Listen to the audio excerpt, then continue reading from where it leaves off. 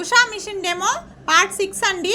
Last వీడియోలో ఇక్కడున్న options అయితే తెలుసుకున్నాం కదా. ఇప్పుడు ఇక్కడున్న ఈ యారోని క్లిక్ చేస్తే నెక్స్ట్ ఉన్న ఆప్షన్స్ అనేటివి ఓపెన్ అవుతాయండి. ఫస్ట్ ఉండేదైతే సేవ్ ఆప్షన్ అండి.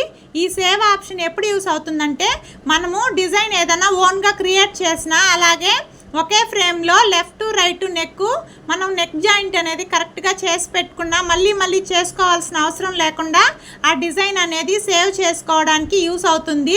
డిజైన్ ఎలా సేవ్ చేసుకోవాలనేది ఒక లాంగ్ వీడియో అయితే అప్లోడ్ చేశాను, చూడండి ఫ్రెండ్స్. పక్కన ఉండేది కలర్ ఆప్షను. దీన్ని ప్రెస్ చేసినట్లయితే మనం డిజైన్లో ఉన్న కలర్స్ కాకుండా మనకి ఏ కలర్స్ అనేటివి కావాలో ఆ కలర్స్ అనేటివి మార్చుకోవడానికి యూస్ అవుతుంది. ఇక్కడ రెండు ఆప్షన్స్ అనేటివి క్లోజ్లో ఉన్నాయి కదండి. ఇవనేది మనకి ఫ్రేమ్లో ఒకటి కన్నా ఎక్కువ డిజైన్లు ఉన్నప్పుడు మాత్రమే ఓపెన్ అవుతాయండి. చూడండి, డిజైన్ అయితే ఇలా కాపీ చేసుకున్న తర్వాత ఇవి రెండు కూడా ఓపెన్ అవుతాయి. ఇప్పుడు ఈ రెండు ఆప్షన్స్ గురించి తెలుసుకుందాము. ఇది గ్రూపింగ్ ఆప్షన్ అండి.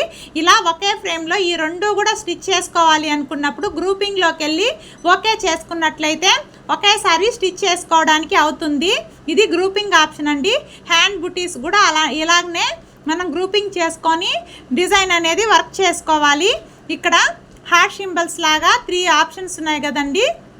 దీన్ని ఇలా క్లిక్ చేసి ఓకే చేసుకున్నట్లయితే ఈ డిజైన్ అనేది ఒక్కొక్కటిగా కాకుండా రెండు ఒకేసారి అనేది కదులుతుందండి. అలా కాకుండా మనము ఇప్పుడు చూడండి తనిగా కదులుతున్నాయి కదండి.